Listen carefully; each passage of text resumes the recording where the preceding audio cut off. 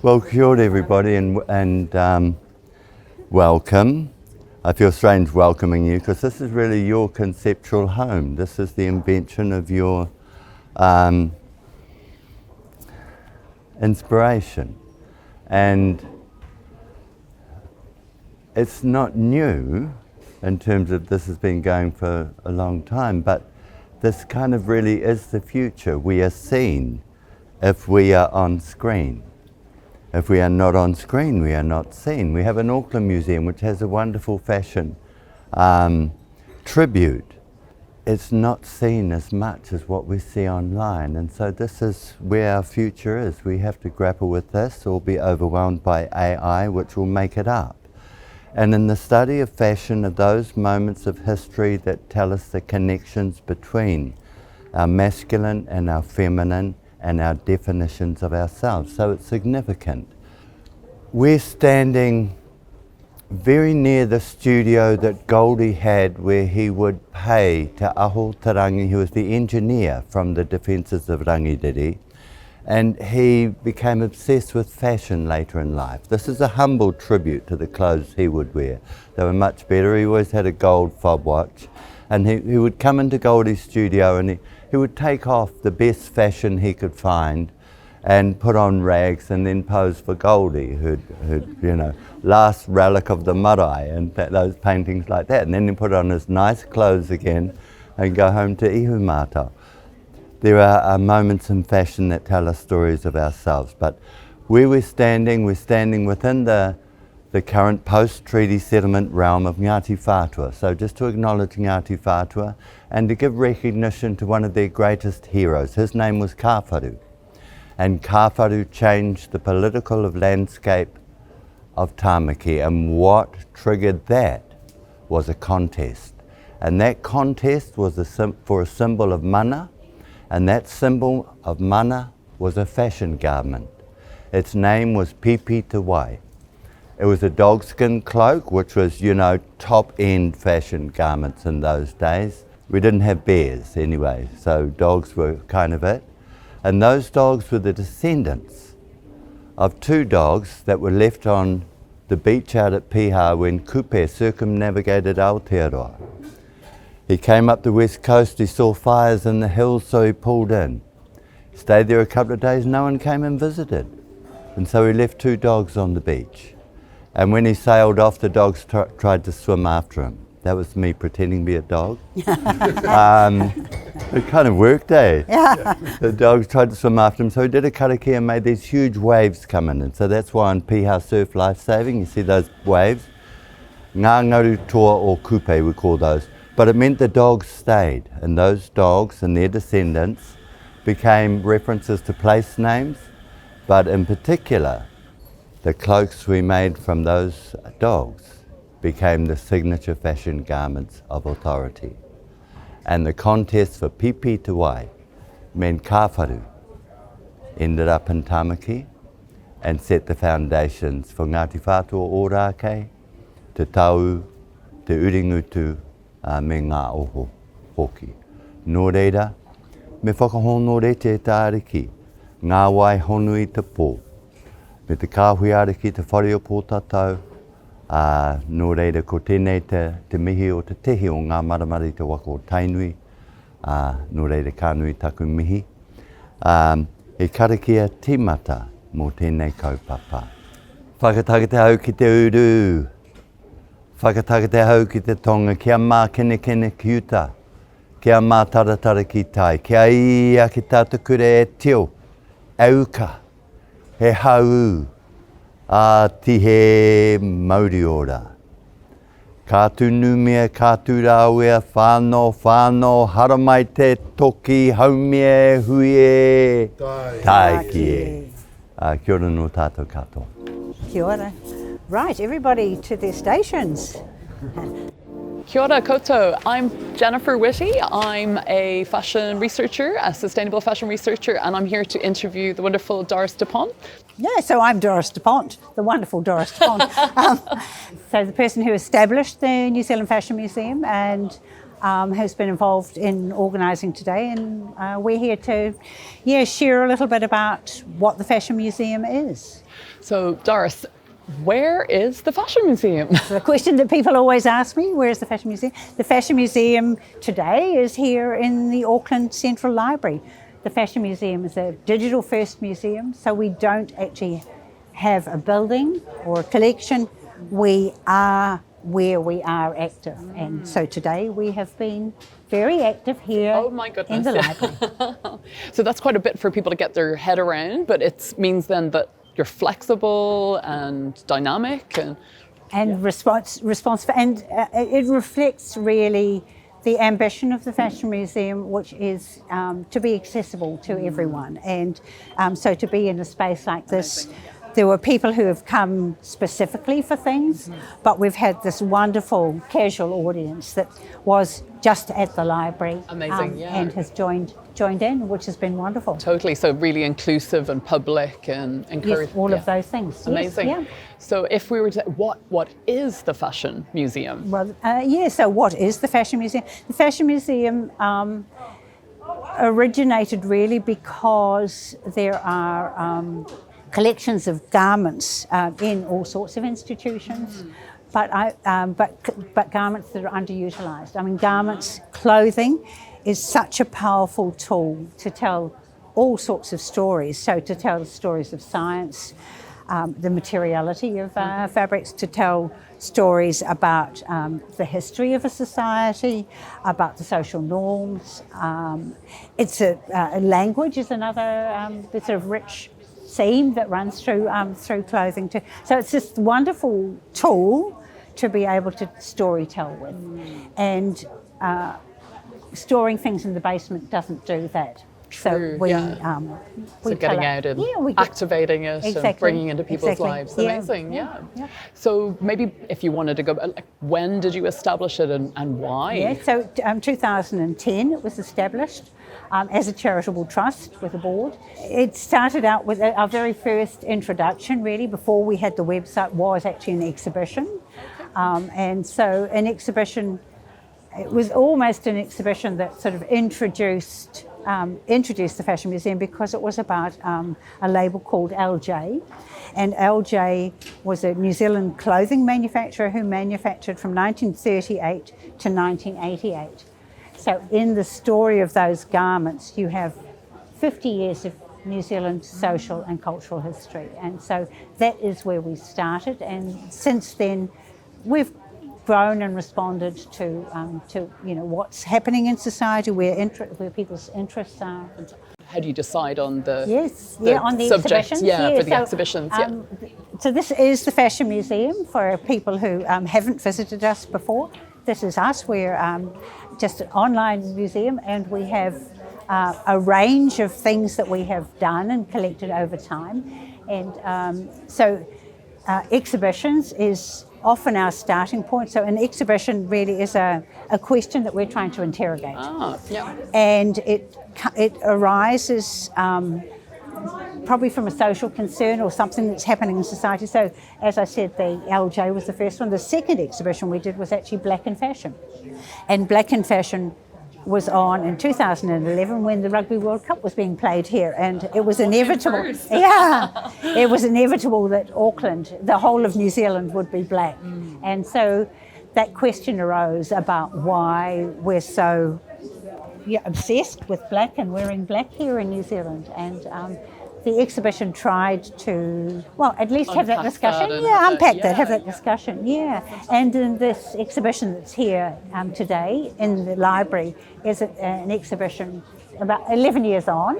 It's looking much more specifically at how people dress. So it was an exhibition where we no longer curated, really. We gave the curation over to our participants to curate themselves, to share how they fashioned themselves, how they chose to present themselves. And that's a subject that we'll probably talk more about, like that kind of decentering of fashion and decolonial kind of activities that you're giving the power to the people. It's amazing. Yes, and that is indeed how the exhibitions are built up, and they come from something that's happening that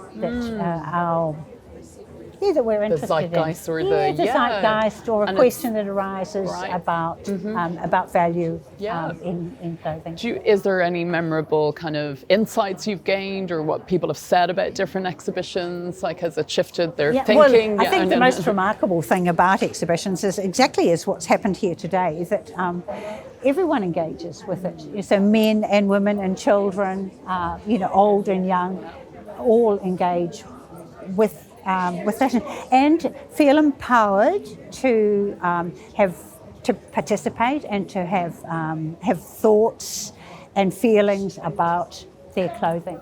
Yeah, very strong ones. Yes, which you will have encountered with your workshop today. Absolutely. Yeah, it's been a really, really enriching experience. Yeah, and thank you for hosting it and making it happen here.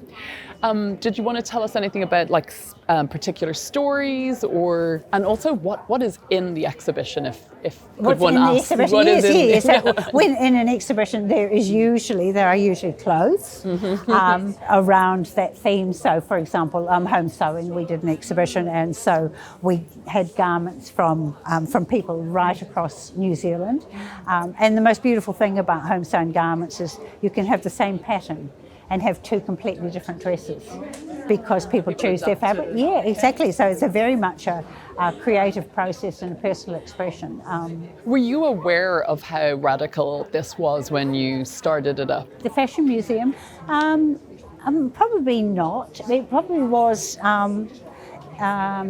It is how I work. I'm wearing a jacket that's made with artwork from Paul Hartigan. So all my clothing practice, making practice when I had my own label, was collaborative, working with different people, and tapping into their skills. And just as today is this huge collaboration of the people who are presenting, but also of the wonderful people who have come and joined the workshops and participated in them. That's fantastic, isn't it? That as a designer, you become a facilitator for other knowledge holders and sharing and amplifying. Yeah, it was beautiful with the sewing and the makerspace that. The woman who was taking the class learned learned a new way to make a knot in the thread. So we always learn if we open the space to exchange. Totally, or open our minds as well and be prepared to be, not always an expert, always, amazing. Yeah, and we've had some. So within the museum, there are the exhibitions, and out of the exhibitions, there are stories that relate to the exhibition. But also, do you want to go into any in particular? If there's. Yeah, well, the walk is we did a little walk today, which is just a tiny section of the walk exhibition. The walk exhibition was held in Smith & Co's, and it looked at the change in Auckland City, really, where all manufacturing used to be done in the city centre. So the machinists and the pattern cutters and everyone would come to work on the bus. Everything was city centred, and that's gone. And so the Walk exhibition gathered garments that were made within a half-kilometre radius of Smith & Co's. So that was just a wonderful, I suppose, sort of response to the changes. Everybody who's been through the city will see the huge upheaval that's happening, everything that's changing. And so it's really nice to reflect on our heritage. Where we were and where we're... on our heritage and things.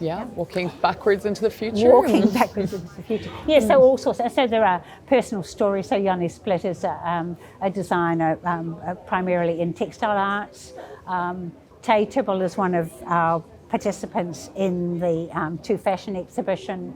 So all the stories in the Fashion Museum are the stories of the designers, of the manufacturers, of models, of photographers, their portraits of these people, but also, interestingly, some trends and things. So I know there's one story in there all about white, which I thought was actually quite interesting today with your session about colour. So there's a whole story about white, but there's also a lovely story in there about the British Colour Council.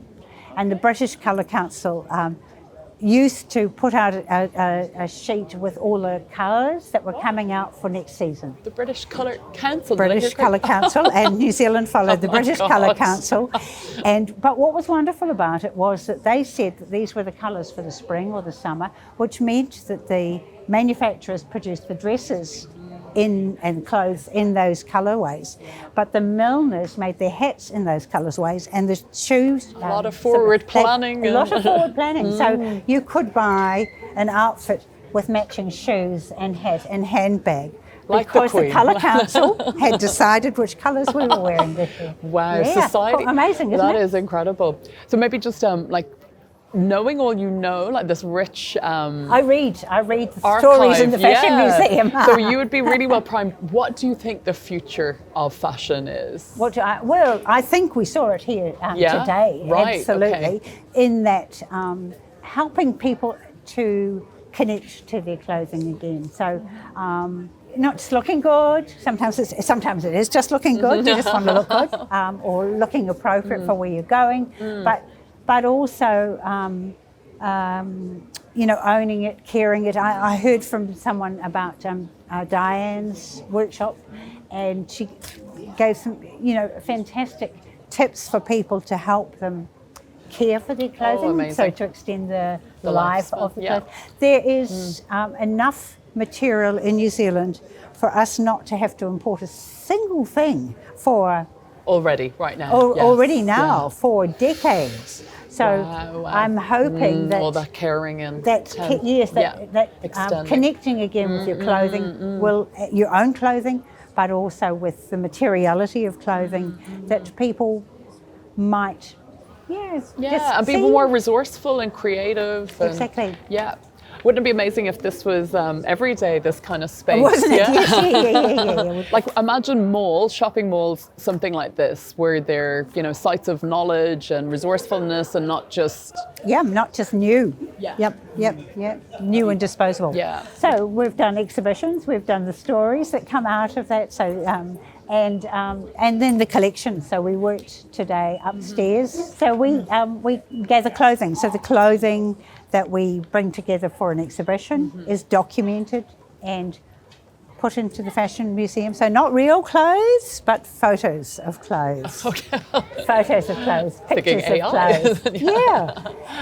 And of hats. So it's an amazing resource, and our students are using it, and others. Yes. Yeah, well, it's a wonderful resort. I mean, it's a fun place to go. You can go in there and play around and look for something to wear to a ball, or to an 80s dress up, or whatever. But you can also, if you're a maker, you can look at, you can search it by collars. So get some ideas for collars that you might put onto a garment. You can search it by decade.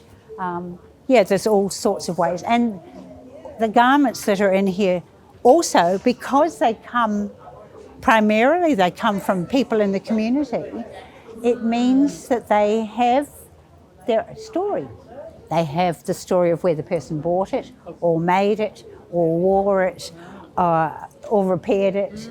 All of those things are in. Oh, well, this is a lovely one. This hat was made for Jacinda Ardern to go to the funeral. Thank you.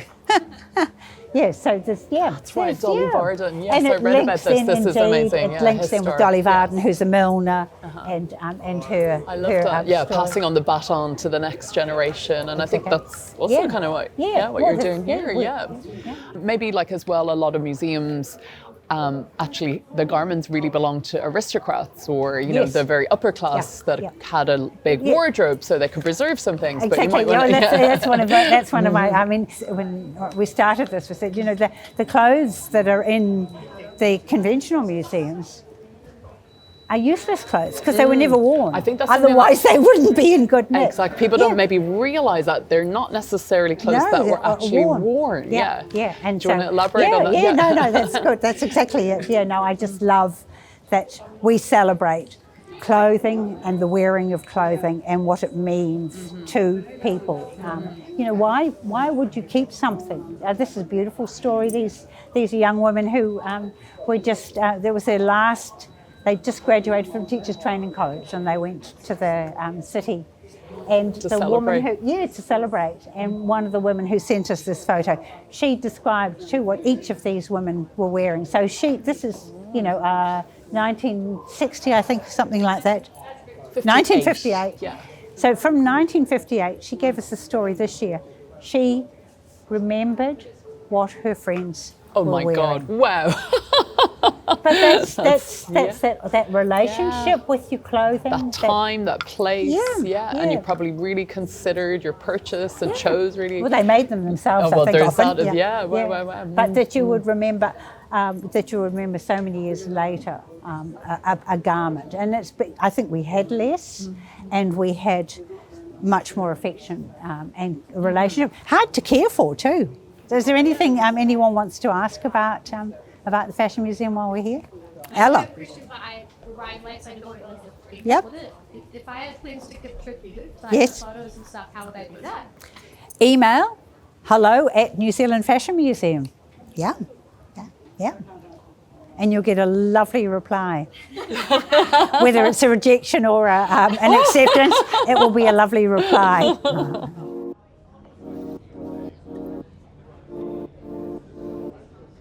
Now we're going to talk to Abby. Yeah, thank you for coming here today. Yeah, thanks for having me. Yeah, could you introduce yourself and tell us a little bit about yourself? Yeah, sure thing. So I'm Mariadel Gamut, known to many as Abby. I'm a visual artist and a DJ based here in Tamaki, Makaurau, and I run a creative collective with my friends called All My Friends. And you had a gig this week too, didn't you? Yes, we did. Yeah, something for like late night art.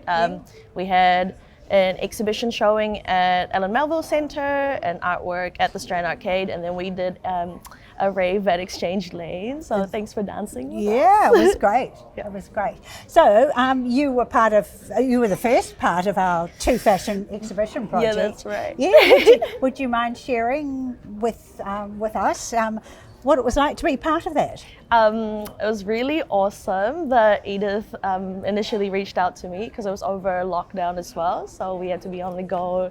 I guess it helps that I'm friends with Edith already, and she was my tutor in Elam, so Yeah, so Edith's the photographer who took Yes. all these wonderful photos in the exhibition. Yeah. So I don't have to be like uncomfortable because we were just vibing. Yeah, so it was great because you were the first one. You were our poster girl when we were promoting the exhibition. Yeah. But how did you feel about having to share your stories about how you dress? Because here's the photo of you, and today you look very different again. Yeah, that's right.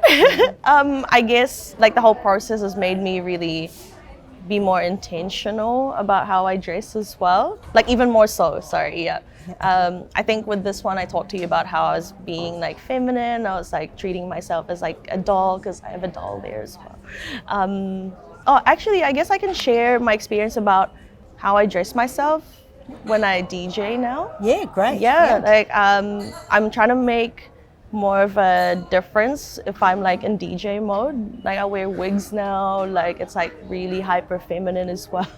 That when I step outside my DJ persona, I'm even more different. Yeah. So you've got personas for your artwork, for your day job that pays the rent, and for your DJ.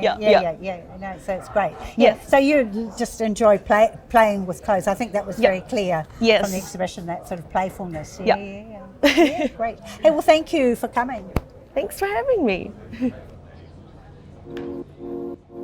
Welcome everyone. Can everyone hear me? Because I'm just conscious of the fact that we're in a really large room.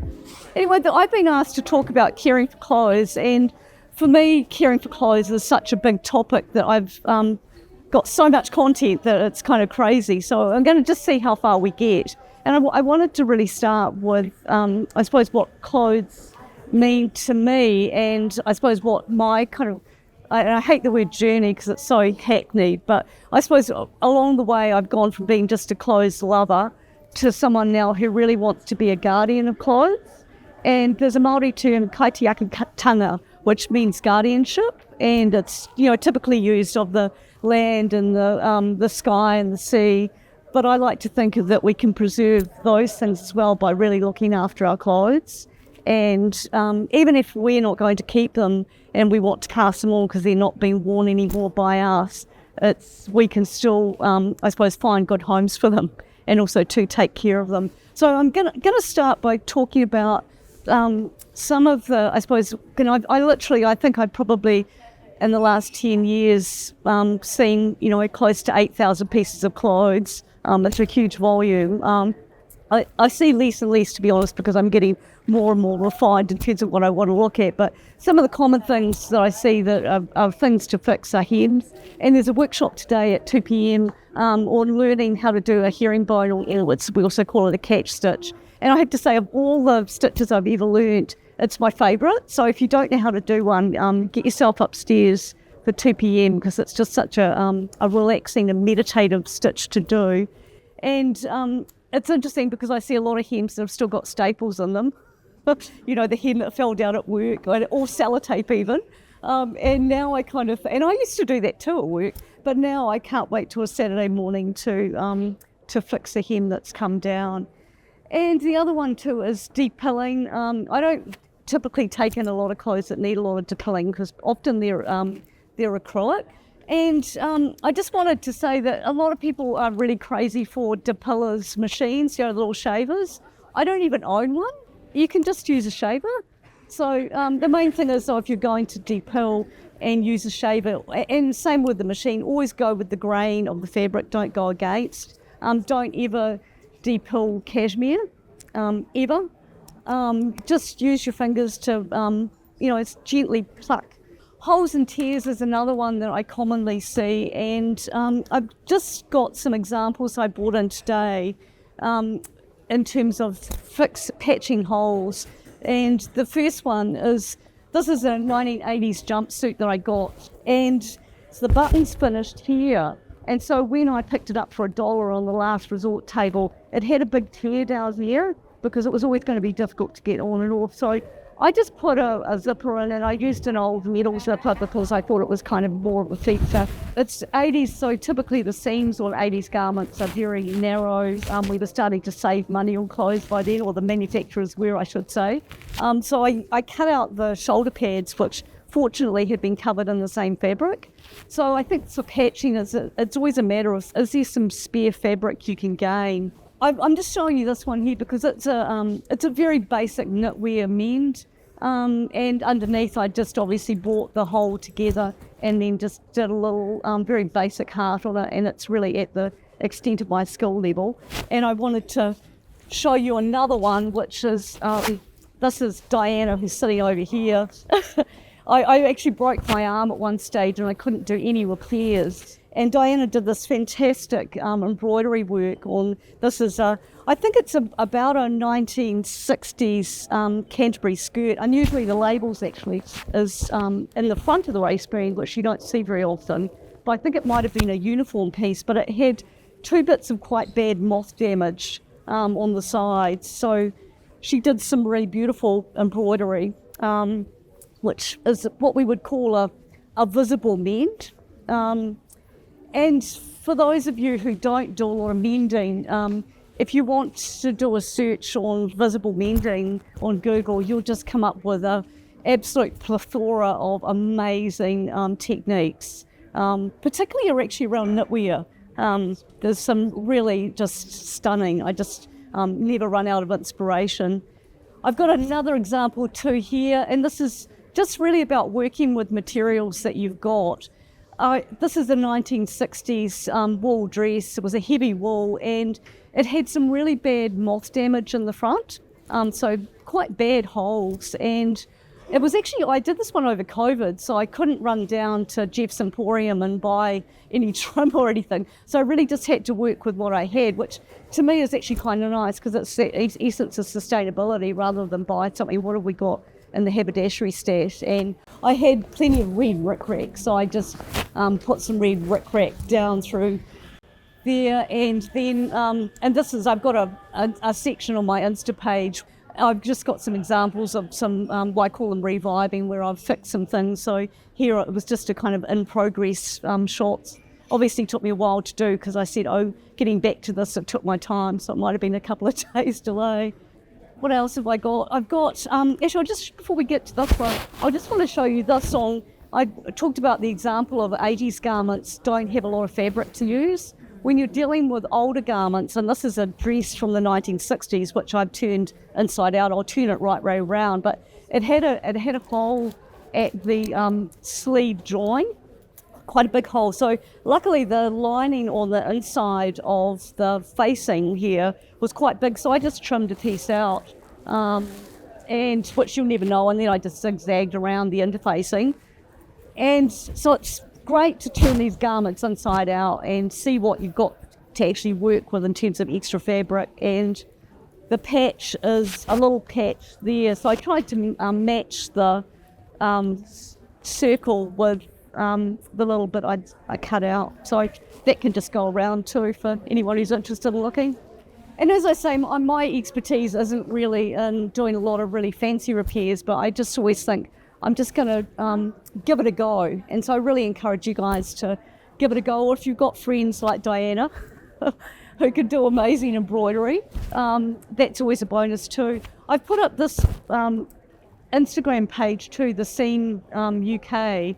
They're a repair organisation, and they have freelancers who are experts in various repairs who work for them, and quite often they'll give you examples of them doing repairs, so that can be quite inspiring too. And they contract to Net-a-Porter, so you get to see some pretty amazing garments being worked on too, and shoes and bags, which is always nice to see that even at that end of the market things are actually being I suppose brought back to full use. Sewing missing buttons is another one which is obviously really common, another thing that I see all the time. And if there isn't a spare button, and I have to say too, always with looking for spare buttons in garments, always turn your garment inside out. So actually yesterday when I was looking at this, I discovered that it's got a spare button, lo and behold, somewhere on the leg. Yeah, which leg is it? Other leg. Yeah, we got there, which I didn't even know was there. So always check your garment, that may still have it intact. So I discovered that yesterday. Thank you guys for having me along, because I've discovered my spare button. The other thing too is often you can just take a button that's not really in common or in sight, so it might be a low button on a blouse, or if it's a dress that you don't plan on doing up the top button, taking that off. And what I'll often do is, because I do like to have all of my buttons looking good on the front, is often I'll just replace the two that are on the cuff with matching buttons that are kind of similar in the similar colour tone, and then use those two cuff buttons somewhere on the front so it's not so obvious. This one here is just an example of a cardigan I had that came in, and it had beautiful covered buttons in the blue, but a couple were missing, so I happened to have a stash of vintage covered buttons that had come off various suits and things like that, so I just decided I was going to really mix it up and put a whole lot of different coloured buttons on there. And I think that can be a really a good way to gather your buttons, because managing buttons is a nightmare for me, I have to say, and for anyone who I suppose looks after clothes regularly. You're constantly going through the button tin looking for the right one. I try and group our buttons now by kind of some kind of tone. So I've just brought in my gold button bag, and quite often what I'll do is, if I don't have a button that's going to work for replacing, I will just paint them all out and put an interesting array of gold buttons or array of blue buttons or whatever. The other one I wanted to talk about really briefly before we move on to some other stuff is just alterations, and that's a kind of nice segue, because that's an alteration in itself. And the thing for me is, as a person who's I suppose manages and sells vintage, there's always this thing of, if you make a significant alteration to a garment, have you kind of destroyed the essence of the garment?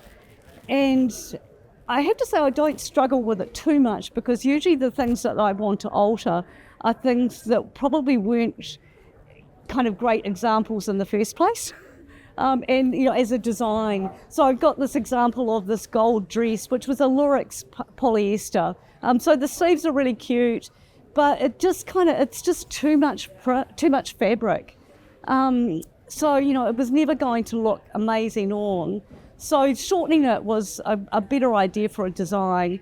And so a lot of the 70s maxis, often when they were just full-on print, are just too much if they don't have some other kind of, I suppose, nipped in bit or whatever going on. So I shortened that, and I was able to make a 3-way cord belt. So that was a kind of, took forever to make the belt. I'll never be doing that again in my life. But anyway, I think it was a COVID one as well. But if a garment is a notable label, I'm very reluctant to, I have to say, make an alteration. Unless, of course, it's a garment that I think it's really, so small, it's never going to be worn in its current capacity because it's never going to fit anyone. Actually, I brought in an example of, I bought this for myself from another reseller, Everyday Vintage, and for anyone who's my era, you'll remember that Sassoon was, the label to have, and I love the tapestry and the leather patch on the back. But I got it, and it's a 25-inch waist, which at a squeeze, because my waist is quite malleable, I can kind of squeeze into, but it was actually just, I was never going to wear it, let's face it. I couldn't really breathe. So what I did, and it's not my best repair job, I've got to say, so I decided to unpick the tucks, unpick the waistband, add a section to the waistband, and I had to do a bit of dicking stuff because it's got these existing button domes, so I wanted to keep the first one, so I had to add in some fabric, and I was doing it after our batch, and I didn't have the right coloured denim, so everything's always a compromise. But anyway, I did the best I could, and now it's comfortably my size waist.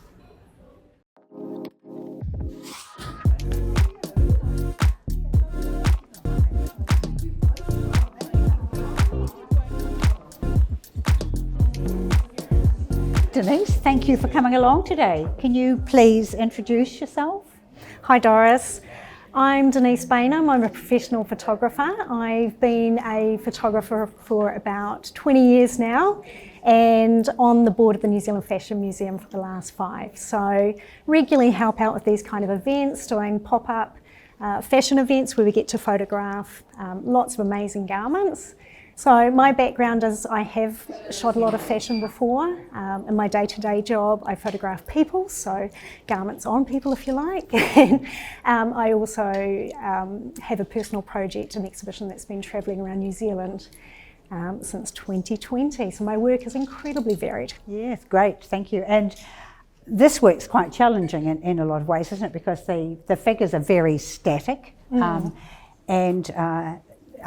so you're not getting any body movement in there. So there are other, I suppose, sort of challenges with taking photos like that. Would you like to tell us something about the challenges of taking these photos? Yeah, sure, because the garments are all incredibly varied. So, like for instance here we have the wedding dress, which is white. And so that's going to reflect the light, and what we want to be careful of is that we don't blow out all the highlights and miss all those important details. Whereas garments that are black or darker in colour are going to absorb the light. And then, of course, sometimes we have garments that are reflective or sequined and sparkly, so the challenges are non-stop. So the important thing with this kind of setup is to get that lighting sort of centre weighted, I guess, so that it's a happy medium for everything. And then what I can do in post is adjust those highlights and shadows, and because otherwise I'd be consistently changing the lighting, which would be an absolute nightmare. So, yep.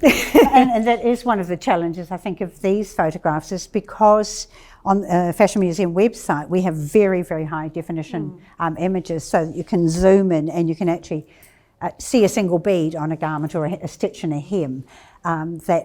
That lighting needs to allows those things to be seen, really, isn't it? Yeah, so with the Fashion Museum we always use a grey because we want it to be classic for archival purposes. So your paper backdrops that don't date are your white, your grey or your black. But of course if we're photographing white garments on a white background, then everything can sort of look a bit blown out, and the same if we're photographing black garments on a black background. So grey's kind of a nice happy medium. And to your point, we're photographing everything really high resolution, so shooting in RAW file, and the image files are really big, so you can crop in and you can see all those little tiny details. Great lighting, you need to have your lighting on point, and these images should be around for a long time to stand the test of time. Great. Yeah. So do you want to just talk through how you're going to deal with this dress, please? Yeah. It's just about having my wonderful assistant getting the dress in the right place. So we've got the tripod, everything set up so that ideally we can not have to move with every single shot. So should be able to just take a photo, and it's just making sure that everything looks great, a little bit of sort of floofing the garment and getting everything looking wonderful. And also just wanted to add that I like to photograph tethered, which means photographing to a laptop. And the reason for that is because the back of the screen's quite little, and we really want to be able to check all those little details and make sure that everything's nice and sharp, and the sleeves are all looking even, etc. So, and quite happy with that actually. Great. Do you want to put the shoes in? Put your feet a little bit closer. Put your feet a little bit closer together. Actually, Natalie, you can just turn one of the shoes a little bit to one angle. That's it. Beautiful. Thank you. And the other one straight. Yeah, because that's how we stand. I'm going to send you back, Natalie, and put the shoe on this side, just a little bit to the towards you, on the side. Yeah, a little bit more. Oh, that's it. Yep. Beautiful. Thank you. Yeah. It looks great. Yep. Yeah, Awesome. No, it looks missing the flowers, of course. Okay, so we're going to turn? Yes. So okay. with the big drama with turning this one, it's got a train. So another thing that we like to do is capture lots of different angles. So I've also worked in e-commerce, photographing fashion, and like e-commerce, even though this is for archival purposes, the same sort of premise that we want to photograph the front, a sort of a three-quarter view, a side view and a back view, just so that we can get a real good feeling of the garment. And then we're also going to have either my assistant or someone else be photographing like any sort of close-up or intricate details on the garment, and also the label as well, because from an archival point of view, it's all those kind of things that tell a story of a garment. You see how much work it is to just get one garment photographed. It's amazing, isn't it? But we're rolling with that. It's nice, that fold in the side, because it shows you the movement in the dress. It's good. It's lovely. Thank you. And so, like I was talking about earlier, because it is a white garment, we just need to make sure that the highlights aren't blown out. So what I'll do in post is I'll pull down some of those highlights, just so that we're not missing any of the important details in the craftsmanship here. Okay, I'm happy with that. That looks fabulous. Okay, let's go. 3/4. Perfect. Wonderful. And as you'll see, some garments are way easier than others.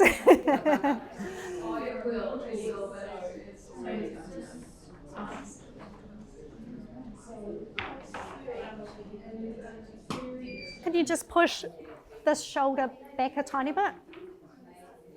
And just fluff the right hand sleeve, yeah. Just the whole sleeve, yeah.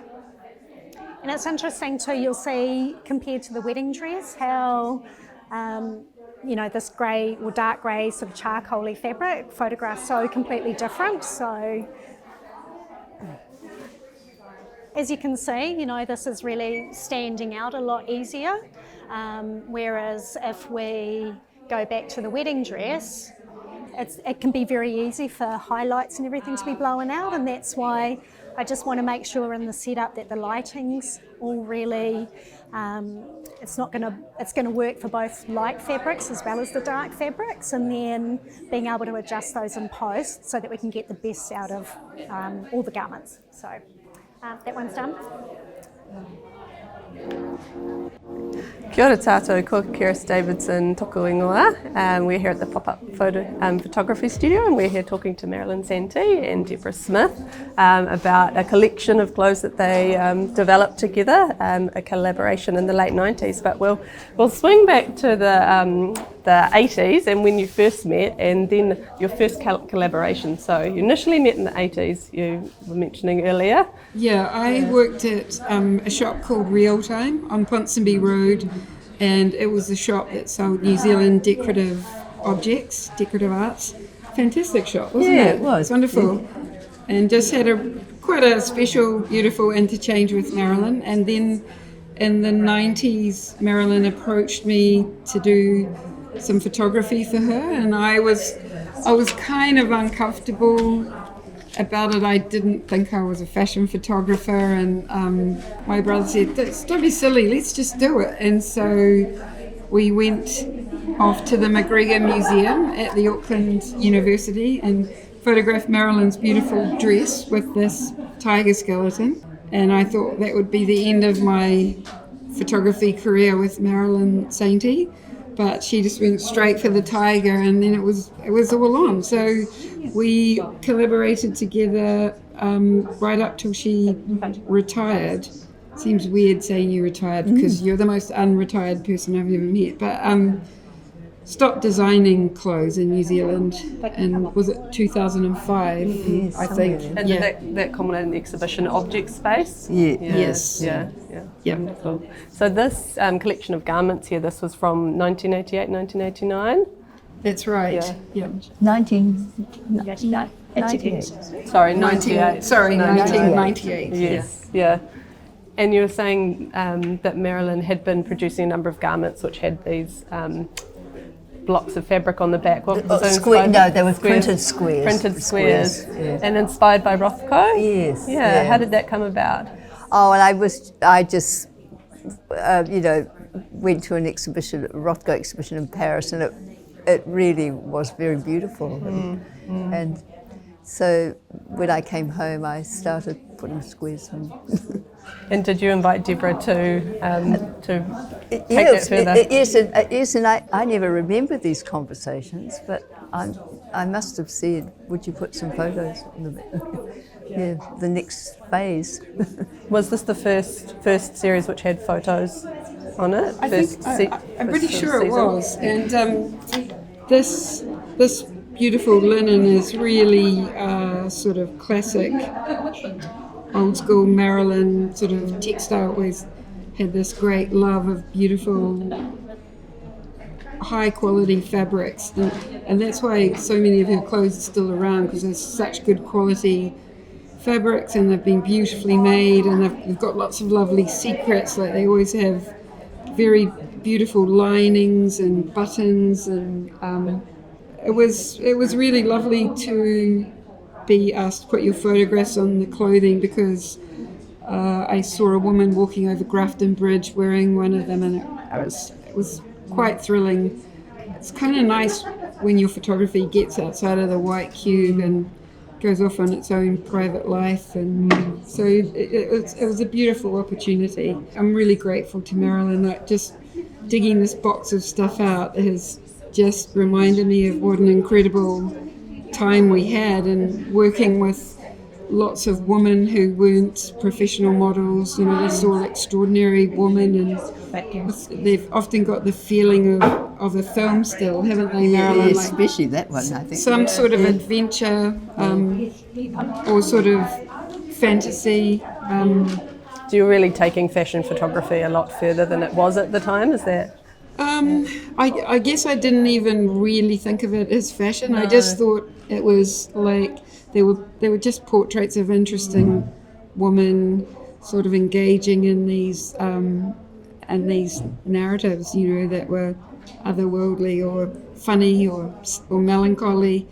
I was telling Marilyn this morning, I think there was always another agenda often going on with me, like somebody I wanted to feel good about themselves, or sort of, I don't know, just to have an experience. Somebody has. Yes. And in terms of your working relationship, you spoke about that freedom that Marilyn gives you, and vice versa, in terms of each bringing their own into the partnerships that you've worked on together. With the exhibition in Hawke's Bay, which for me was probably the most exciting thing I've ever done. And this was Dust Cloak in 2000. Dust Cloak, yes. Yeah. You know, I mean, Deb Deb's very inspiring, and it was wonderful to tell personal stories through clothes. And is that this one here? They're all pretty personal, That one, yes, that's fighting with my sister. Yeah. That one was necessary protection. Thing went over the heart. Vita Cochrane did the pictures and it covered the heart. Yeah. And of course, Deb, you designed this little book, didn't you, Emery? Design might be a strong word. And we made pig dolls of the family, and my sister died at 40, so it was lovely to honour her as well. Yeah. No, that was the nicest thing, wasn't it?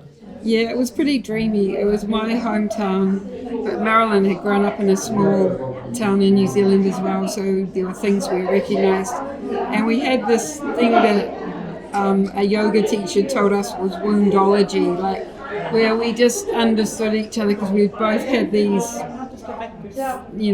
losses of people in our families that were far too young. So we just sort of understood each other and sort of, I don't know, I think we were very good at playing as well. We were very happy to sit down and make our whole family out of pig dolls with their faces collaged on. And I work with bereaved children now, and that has become one of our perennial projects. Was called Pig Guardians, where the kids make those pig dolls were the best dressed pig dolls in the world because they all had Marilyn Sainty originals on them. Yes. So coming back to these garments, was this the first collaboration where you've really designed a collection together, essentially? So your two practices have come together in garments? No, I just gave her the photographs. I totally trusted her, and I just knew she'd do something really interesting with them. What I do notice, you notice the things that are wrong. That stretch fabric with stretch in it means the photograph no longer looks still after it's been washed. They looked pristine at the time. Well, these are very old. All of these clothes are very old. I mean, and they were thrashed. So, 25 years down the track. Yeah. It's this one too, but we've got a photo of that one on a cut here as well. So that one was lovely. How many images were used across them?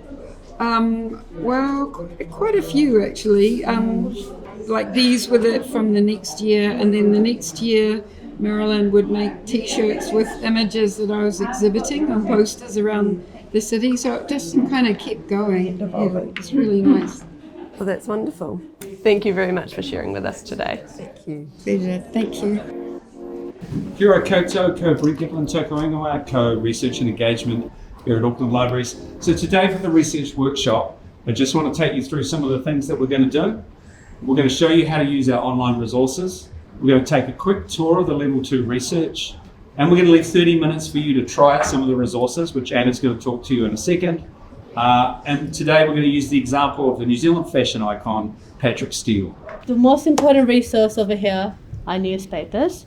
And the newspapers, like Brent and myself mentioned, we have the latest copies of the Herald, the Dominion Times, the Press, and there's another newspaper called the Auckland Star, which is quite relevant in the 70s to the 90s. That's another important resource. So those are our microphones. I thought it was just newspapers, so you can get all the magazines as well, obviously. Not all the magazines, no. No? No. We've got the New Zealand Women's Weekly, but there is a list that shows you the magazines that we have, not in this space, but in our collections inside. And you can turn it back on to a reel by pressing the rewind button. And the microphones, you just have to keep it back in its original space. So those are the microphones. I'll take you to the areas of the directories and the electoral rolls now, so you know where to come to look at these in the library.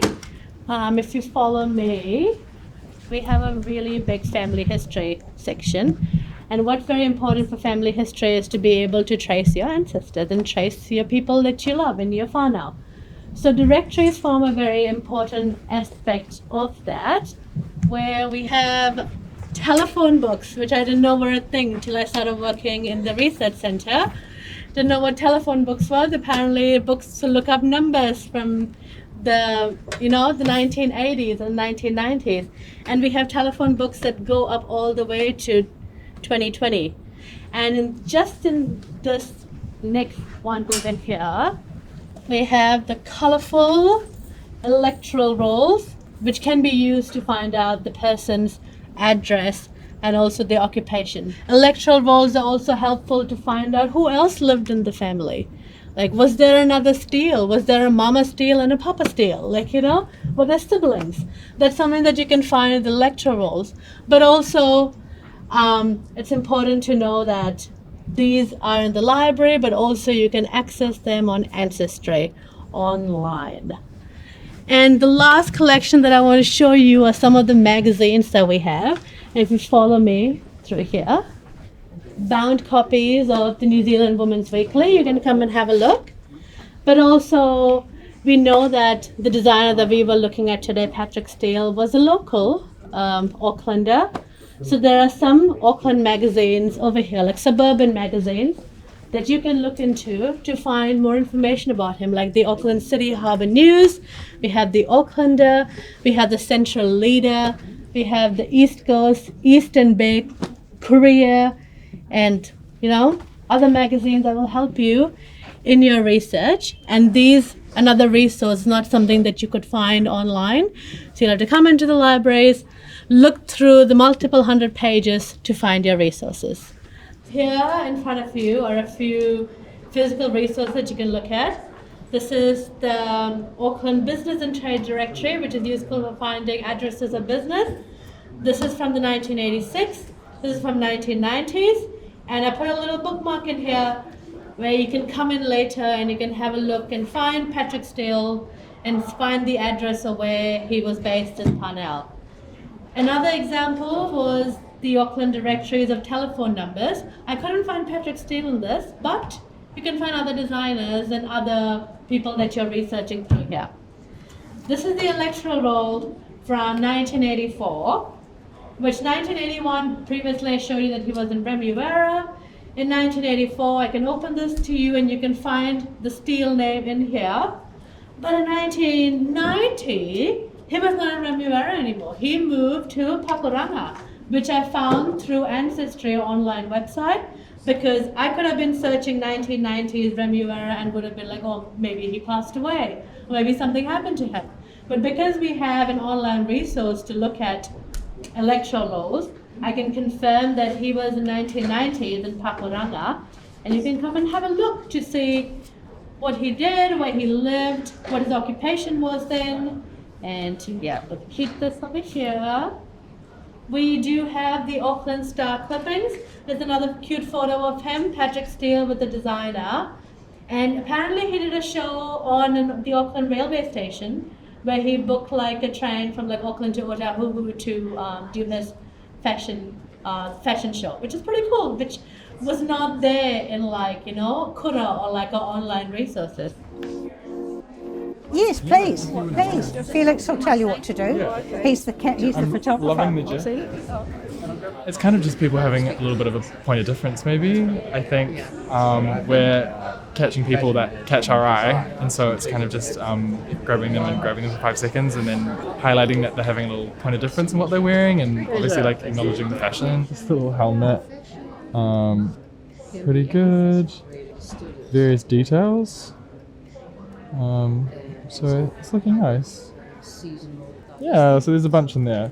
I'm just asking one question, which is basically what fashion means to each individual, how people approach getting dressed. So it's been really fun. One particular statement was just from this gentleman here, Pete. He said that fashion and design is integral to everything in our lives. So I think that's a really good sentiment to think about design in general and how that impacts our lives and the way that we live. Kia ora koutou, ko Jennifer Ingoa. We're doing a workshop on trying to unpack when clothes become our friends and we're trying to make stronger, better relationships with our clothes that are outside of the kind of reductive mindset that we tend to apply. Not everybody, we've got some amazing wearers here that are having very enriching relationships, but we've had some really good discussions about how could we maybe shift how we greet clothes and how we talk to clothes, because the language and the stories we tell ourselves and each other can sometimes perpetuate that mindset of fast disposable consumption. So we've had some amazing kind of new ways of thinking, and I think where were we? We were talking about, do you mind continuing? Yeah. This couture, believe it or not, when I put it on, it gives me a layer of added warmth, and I feel quite coddled in it, like you were saying. But it references a very troubled area at the moment in Palestine, and yet I get this feeling of care and warmth from it. I find that, you know, it just makes me think of them and how, you know, how that transmits through this garment in a different way. And I see my friend has got one again to me. Yeah, when I was going to say, did you know each other before this session or no? But it is a connecting thing. It is. is. I remember the first time seeing that scarf, it must have been in the 80s or 90s though, because yeah, and I remember like people starting, yeah, it's got a massive, like, yeah, in Ireland we've always, you know, supported Palestine, yeah, so it would have been worn quite a lot. Yeah. Because Arafat wore this when he was doing his high profile negotiations around the world together, in Palestine. Yeah. And so it's definitely got a long history of image, and quite often people will buy the scarf and wear it or something similar and not understand the connection. Which is but you wonder awesome. then if it becomes a vehicle to find out more. Yes. And to have that embodied kind of wisdom and recognition and connection to something that is so shared across the globe. You know, sadly we live in a world that some things do get co-opted, you know, in various different industries. Does it reach a wider audience, a different type of audience that maybe wouldn't have known about it? And then we could ask like where it was made, who it was made, like could it be a visible symbol, but could that support be going to, you know, to the workers that are maybe making it in that region, so there's that whole kind of life cycle, but that's fabulous. Like fashion, it can be a political act. How did it feel seeing someone with the Palestinian scarf? Like, did it? Yeah, it's well, we're Māori, so we have the colonial experience, post-colonial experience, but it feels it's a sense of pride wearing it in a space like this, in a learning environment, I guess, to honour the peace and solidarity that we have within our bicultural relations, reflected in a multicultural lens in a space like this. But I used to live in the Middle East as well. And, so I lived in Egypt. I went as AFS returnee, so American Field Service, and they have a green one. And so it kind of varies across this idea of mana motuhake, or self-determination. So I like the idea of intercultural learning and these principles that come to the forefront of solidarity. Similarly, we wear the raukura, 3 feathers of parihaka, to resemble peace and understanding and learning. So I hope that makes sense. That was beautiful. Oh, thank you so much. Wow. You got it.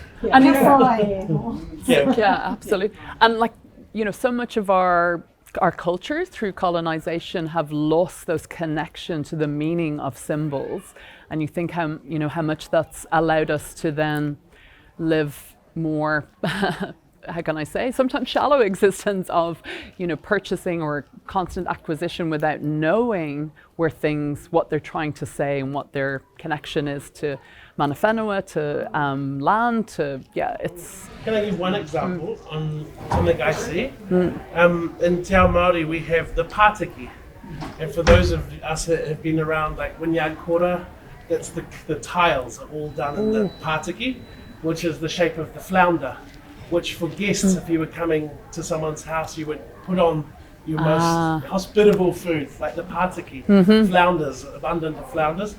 And in relation to the waitemata and the pātiki, I see it in this pattern. One second. Anyone else here? It's just here. Yeah. Oh my goodness. In a cross stitch. And this was made by Palestinian moms here in Aotearoa and gifted to a group of community. And they talk about the, I think something called like the evil eye, but this dispelling evil to be in a positive light. And then aspects of ard, which is like land and regenerative practice. So yeah, it feels kind of aligned in some other ways. Very much so, yeah. It's and like textiles, I think there was a culture where knotting was their actual language. I think it was Icelandic culture. And so you think of how much that tactility, and we're not only prioritizing the visual, but there's so much symbolism and how maybe our ways of learning and understanding were so embodied, and bringing back the body and that experience is so central. Yeah, thank you so much for sharing all of this. Do you mind sharing as well? Because I think this is so important about, I think we talked about like dressing to lift energy, suiting your mood, and there's maybe a sense that we can see each other's lived experience. Like we know when someone is, we kind of have a sense that someone's happy or not so much, or going through something, and maybe the clothing can help be part of that journey. Yeah, for me, I think kind of embracing colour was a way of trying to connect with who I was. I went through depression and was wearing a lot of black, and I needed to shake myself up. People don't see that, but I'm actually in depression. But I use the clothing to get me up and going in the morning to lift my energy. So yeah, one foot in front of the other, and you can do this. And so I think I would encourage people to embrace colour more, find your colour, and experiment, and maybe just experiment with one little piece of colour. I think the world is dark enough without us actually not having colour, in our lives, and I love people who really totally rock. I love that you've mixed different patterns and colours together and stuff like that. Thank you. I think it lightens the room, it lightens the energy, and and how can you do that? Specific. So yeah. We definitely have vibrational of colour, and it's all in there. The orange for the Buddhism, the purple for royalty, green for nature, for lifting yellows. And so, and you'll have a specific colour. I normally like green, but at the moment it's pink to lift the energy, the heart energy. So yeah, it's important that we play with and experiment with colour. Oh, I could not agree more. 100%. It's so beautiful. And so much of like modernism or modernist thinking and has kind of got us to play safer and, lose our sense of that connection and that deeper connection, as we're more susceptible to fads and trends if we don't know ourselves deeply. So if we can get a deep understanding of our connection to our values, our purpose, our feelings, that's something kind of unshakable and I think really, really powerful. Yeah. Not follow the trends, but embrace what I like and what suits me, and rock my own style. Amazing, yeah. And think of all the different types of cycles of time or seasonality, and reconnecting with bioindicators, or there's all different ways of recognizing our lived experience and the rhythms that we kind of want to employ that I think can be for our fulfillment and our enrichment. Yeah. And does anyone ever notice the type of textiles that they're wearing can really help you feel grounded or not? Like when you wear a linen or something, like it's just such a beautiful feeling on your body and your skin, and you're like, this is a raw fiber, this is a natural. Yeah, I was digging in the dirt yesterday. I was down in an organic farm, and we were planting indigo plants, and it was just, and there's things about the microbiome that connects with that within the soil, and it's exciting. Kia ora koutou katoa, ko Karishma toko ingoa, and so I'm Karishma, and I am speaking to you today as part of the incredible GFA Fashion Museum Open Day. I want to say thank you to all of you for coming. Tēnā koutou, tēnā koutou, tēnā koutou katoa. So, To get into the mood, which we've already started with Jen, I want you to find a comfortable spot, like make yourselves comfortable. If you feel you want to sit on the podium, you are most welcome to. So just make yourself really comfy. Because it's such a bright light, perhaps you would want to close your eyes. And we're going to take a moment to connect. So if you can please breathe in very deeply.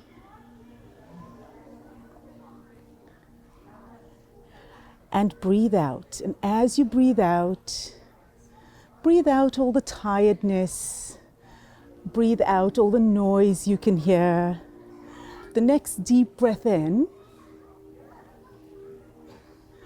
I want you to bring attention to your heart space. If you like, you may put your hands on your heart space. And now, let your journey begin. I'd like for you to feel the energy that's drawing up from your feet, covering your feet. Feel your feet feeling warm and clothed by something you love. How does it feel? Say thank you. Give it gratitude. Give those beautiful shoes that you're wearing love. Imagine the incredible hands that made them. Imagine them taking knocks and beats as you go through your day, but they still show up for you, protecting your feet in every way. Give it love, say thank you. And now, feel the energy going up your legs. Feel the cloth that's covering those legs. Perhaps it's a skirt, perhaps it's a dress, perhaps it's stockings, a mixture of both. Give love for that item that's touching your skin on your legs. Now imagine all the fibers that have created those beautiful things. Imagine all the hands that have made those beautiful things.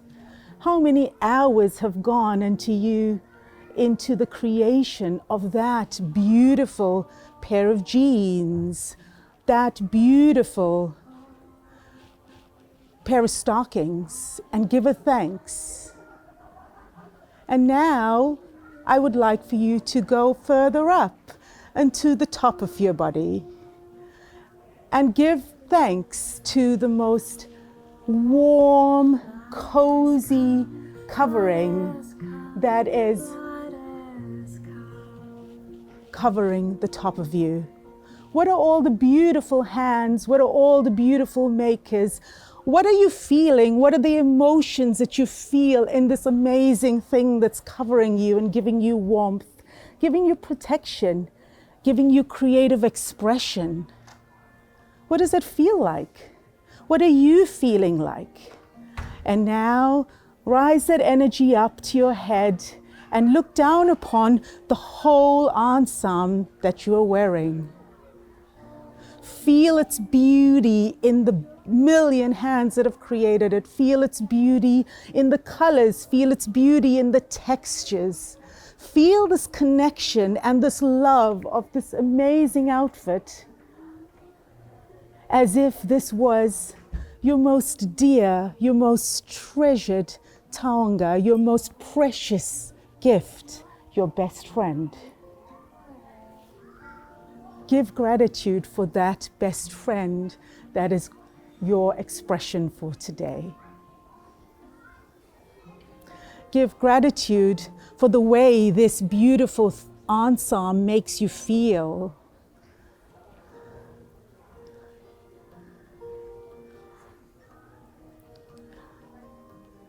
And sit with that feeling. Sit with that feeling of creativity, the feeling of love, the feeling of kindness that you feel towards these amazing friends that you hold so dear to you.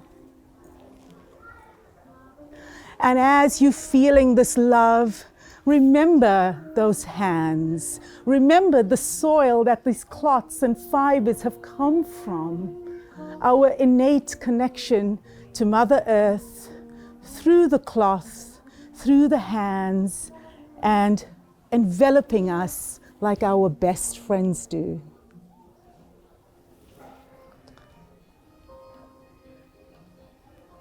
Slowly breathe in and breathe out. And when you are ready, you may open your eyes in gratitude of your closest, best friends. All right, how do you feel? Do you feel like you've just had lunch with your dearest friends? Or perhaps maybe a little bit more relaxed than lunch? All right, well, that's exactly the energy we want. We want you to feel relaxed, because think about it. If you could choose one word, when you think about a best friend, what is the one word? What is one thing, one word? Fun, relaxed, supported, love, hilarious. Well, that's it. We have all these beautiful words that connect us to our friends, and today our clothes are those friends. And so here's the provocation that I'd like to start with. In the wise words of Rumi, and actually it's interesting because we're going to use Rumi for this, but I'm sure we can date this to Buddha and to many other ancient Eastern mystics. And here it is. When we want to change the world, we often look outwards. But actually, the surest way to change the world is to go inwards. If you want to change the world, you start by connecting to yourself. And you start by creating connection to yourself. And the reason for this being the start of this workshop today, it's a style activism workshop. And you may think, how does style become activism? And so what we're talking today is about how those very beautiful best friends that you are all with right now, how does this become your creative expression for how you are going to change the world? So we're not asking you to buy new things. We're not asking you to throw out your wardrobe. We're asking for you to reconnect. How is it that through reconnecting and showing up differently to your wardrobe, you might make your whole wardrobe your best friend, and you might make the simple art of getting dressed every day a meditative experience like you've just had in this meditation, where you've all come out feeling relaxed and connected. What if I said you can have that experience by getting dressed every day? Well, this is what this space is about. Now, this is a series of many workshops, but for the constraints of this particular session, we are going to focus on how we can play with color. And so the first stage of the workshop is embracing and loving your body, which we call the Your Body, Your Canvas space.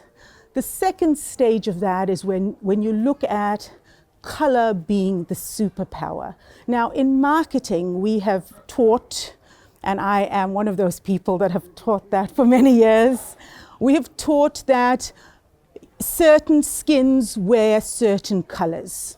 Certain haircut shades wear certain colors best.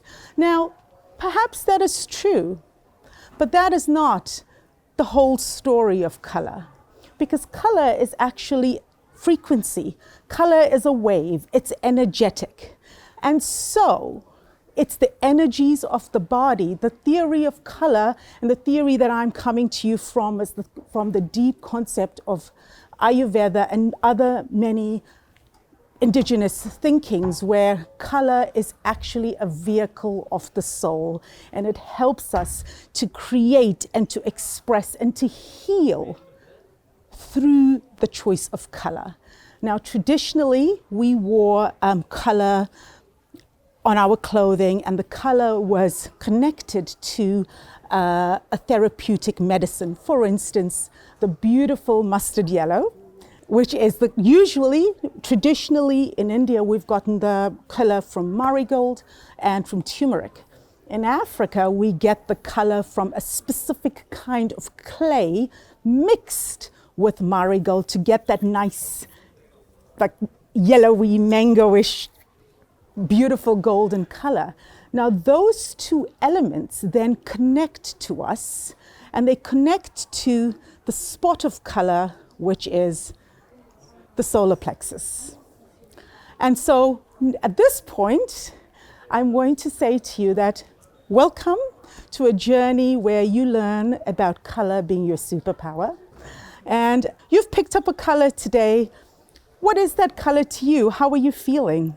Yeah, I picked up blue. Yeah. Because it just goes with red.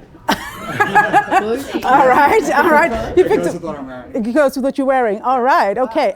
So it's interesting because what we're going to unpack in this workshop is firstly the meanings of the colors and how these colors actually relate to different parts of your life. Now, you are going to know more about how it's relating to you than I'm going to know. And I will be able to unpack the stories with you, but the depth that we would go into this will depend on how much of sharing you're actually going to want to do about what's going on. So Keshav says that he's picked blue and it goes with his really funky Native American handmade hoodie, where he so just saying that it's natural indigo dyed and natural cotton from America, handmade, hand grown.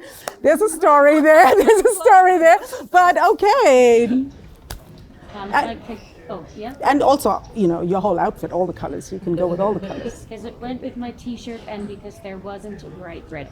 Oh, there wasn't a bright red. Oh, I knew that there was going to be the one. I should have remembered B. I'm sorry. Okay, so the bright red. Okay, so we're going to remember B in this relationship to bright red. Okay. Well, I was going to pick blue. Sorry. But then I decided, no, it's all about colour. So she picked purple. New horizons. Yeah. I love with changing already. The new relationships to purple. So please pay attention to the colors, because you're going to open it up and see what these actually mean about all these incredible people. You're going to walk around and see what they actually mean. Jen, which one are you going to pick? It's going to be a hard one. It's very hard. I picked them all. There's no such thing as a bad color. I picked an orange and I think the gum walk back, but I'm very, very happy with this. What will we call this? Teal? Yeah. Turquoise? Turquoise? Yeah. I love turquoise. I think it just lifts my part. So yeah. And it's a powerful, well, when we get into the colors, it's a powerful color, because the colors have frequencies, and the frequencies are connected to their healing properties. And the frequencies in Chinese medicine and in Ayurvedic medicine then connects to the different chakra points in the body. And then the chakra points being in balance is then connected to your hawara, so the mental well-being, the physical well-being, and the emotional well-being. So in yoga, we say that the body has eight spheres. And so the color connects you like a helix in the 8 spheres. So each of the chakra points, you can't see them in a line. They connect in this dance, which when you open the color booklet, you will actually see this drawing of the helixes and the different drawings of the chakra points. So we're going to move on to Renee. Renee, kia ora. So I got green. Ooh. And your hair. And in your hair. It's like, well. But just go. Well, just. Rainbow. All the I'm wearing matches, really. No. But it matches beautifully. Yeah. It matches you. The variety. Yeah. Thanks, me. It matches beautifully, and that's the point. That's the point. It matches beautifully. And you have green as the pen, but that's just to add to your colors. For beginning, For beginnings, okay. Yeah. So green being the heart chakra, and it's interesting, the ponamu is green, and the concept of the korowai also traditionally always being in green. It's an interesting color because it's linked to the heart chakra, and that's linked, the heart chakra being linked to Mother Earth. So it's quite an interesting thing. We will go on. Caroline. The light blues. There you go. Light blue? There we go, I've got one. All right. Okay, and I chose bright blue. Indigo. I love bright blue, it's my favorite. It's always up interesting and in sky. It goes with everything, right? And it sits up here in the middle space. Once you've cleared out all the communication and all the visualizations of this life, moving up into this part of your world. So lovely, wonderful that you've been enveloped in this lovely blue. Kelly. Surprise. Yellow. Yeah, when the weather is crappy outside. Always. Absolutely. Right, so the goldeny aspect of yellow and the grounding aspect of yellow. The grounding and the grounding and the, okay, wonderful. And hi. Haven't reached it. Okay, here you go. Orange. Okay, there you go. All right. Warm and vibrant, yeah. Okay, very interesting. And orange is the color of the solar plexus. And, sorry, not the solar plexus, the Mula Bandha, the chakra here. The chakra of creativity and rejuvenation. Funnily enough, the color of spring is orange, but we don't think about it like that. It's the space of birthing, of creativity, of a surge of a lot of feminine energy. Gives us that really bright orange. And we'll just keep going, and then I'll come back to the red. I picked up yellow because my arm is this long and the yellow is right there. Right. But I do have yellow. My shirt, both my shirts, which is a very rare color. Yeah. I have a lot of yellow because I'm wearing the most yellow that I have. And it's interesting because yellow, Kelly talked about yellow as sunshine because she's relating it to the golden part of yellow, which is actually its own frequency. But yellow being the connector, the solar plexus is the middle. It connects us to our physical realm, living in the physical world, which is our day-to-day, from here downwards, the walking, the hands, the limbs, to our higher selves, to what Jen was getting about earlier. How do we deeply connect? How do we deeply live in our connections? How do we deeply live in our truths? And how does clothing have a part in that? So we're getting to the clothing, but this is the part of yellow, which is a really, really powerful thing. Now, it's usually related to our intellect. It is also usually related to when you're wanting to do something that requires mind. It's quite interesting. So, you want to write. I tend to wear lots of yellow when I need to write. So it's interesting. And then we move to Vanessa. Oh, pink. And you also like pink. Yeah. It's interesting. Pink, and that shade of pink is actually magenta. Now when you look at a rainbow, you see pink, but you don't see magenta. And the reason for that on the color wheel is that this is the color of the 8th sphere. So we sit here. So this being the indigo, this being the purples, the realm of the crown, where we are in a different stage of our lives, new beginnings. And then we sit in magenta. And magenta is that beautiful fuchsia, that really dark pink, that pink that looks like purple, that sometimes looks, it wavers. That is the ultraviolet. And in that space, you are all of those things. You are holding a space. And so you tend to walk in holding a space. It is the most intense color, and that is why the human eye doesn't see it.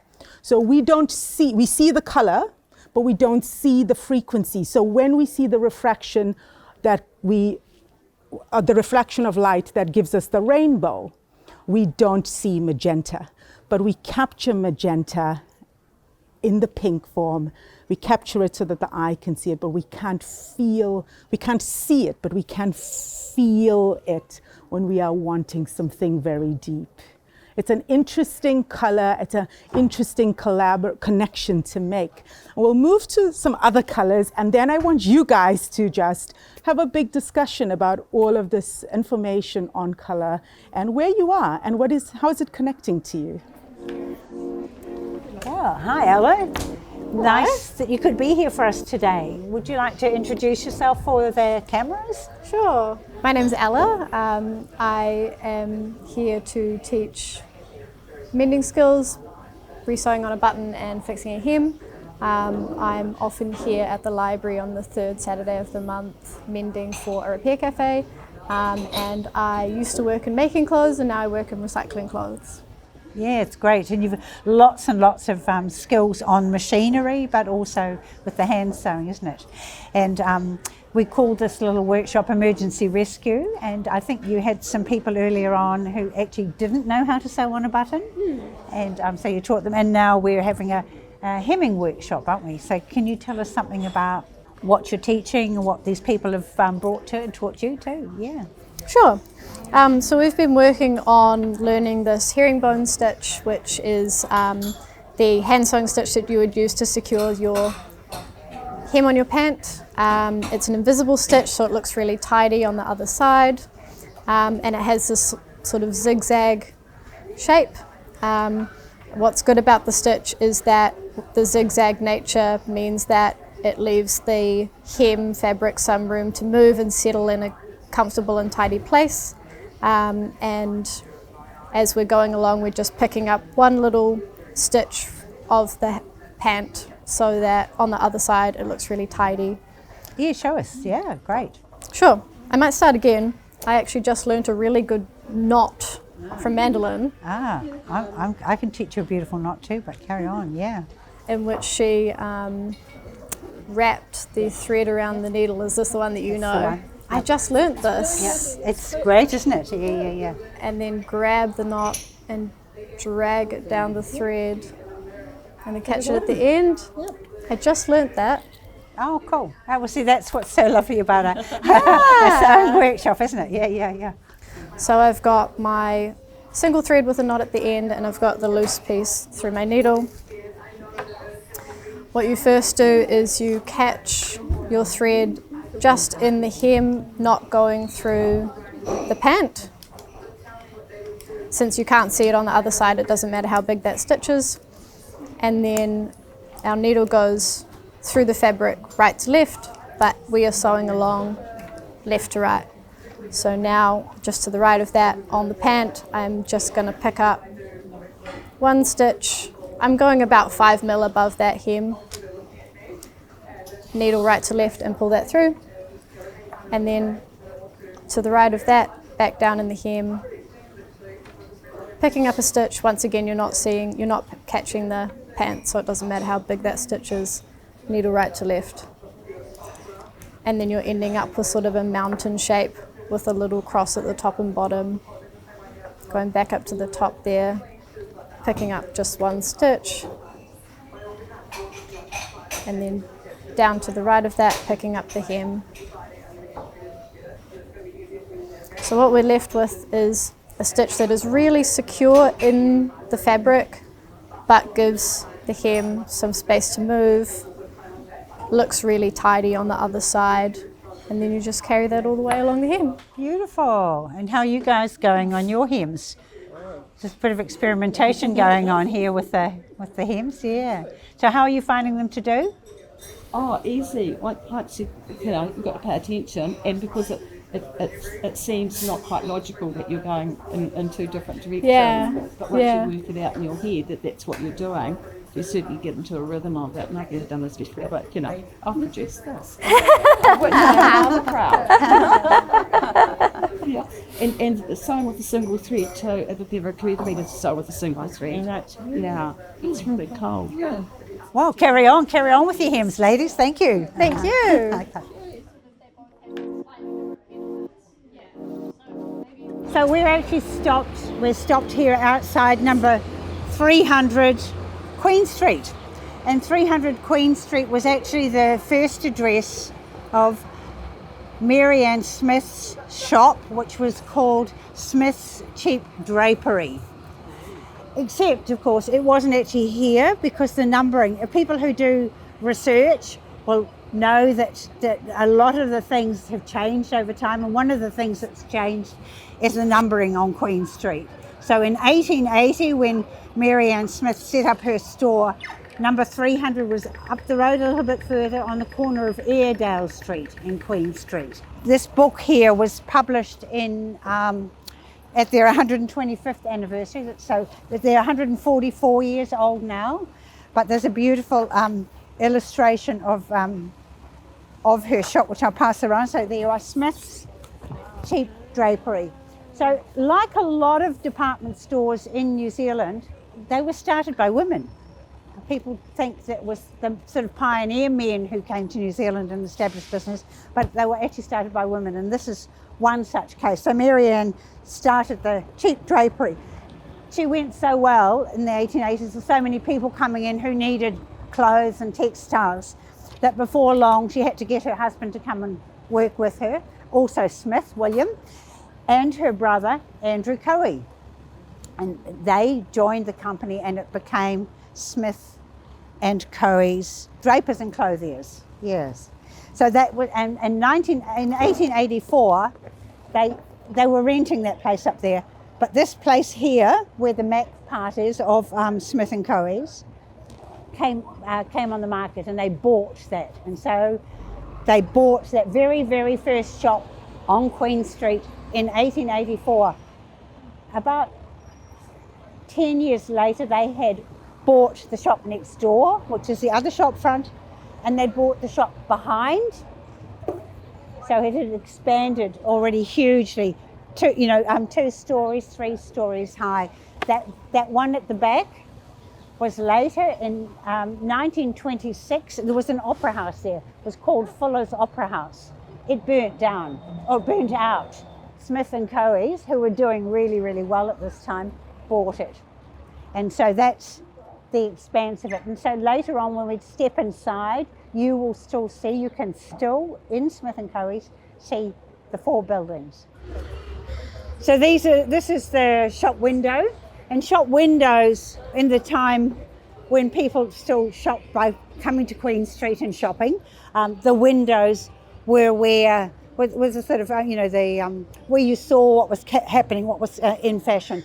And it was a really big deal. Yeah, so they put calico, so you've got calico curtains, and they shut the window, and then they construct the window display in behind the curtain. And then when it's all ready, they reveal it. And it used to be a real sort of tradition around that. So the new season, so when it was spring, the spring window, it would be a big secret, and the display department and things would be working on all the props and things for it. And then people would know which day the window was going to open, and they would come into town to see what the latest fashions were going to be when the Smith & Co. window opened. So that's the sort of move that Smith & Co.'s made. When they started, they were primarily clothiers and drapers. So drapers are the sellers of fabric. And clothing was very, very fitted, and so almost everything was tailor-made. You had to be tailor-made for you. And they worked that out very quickly, and so they employed tailors and milliners and dressmakers to make their clothes. And they had huge textile departments. This was their biggest department, actually, the textiles, clothing, dress fabrics. For close to 100 years, that was their biggest selling department, was textiles. And they had, which we'll see when we go inside, daylight spaces. So when you went into the shop and you saw the fabric, the colour that you saw was the colour that you bought. You know, it wasn't like the fluorescent lights where you might think it's a bit bluey and come outside and it actually turns out to be green or whatever. So their fabric sales were the big deal for them.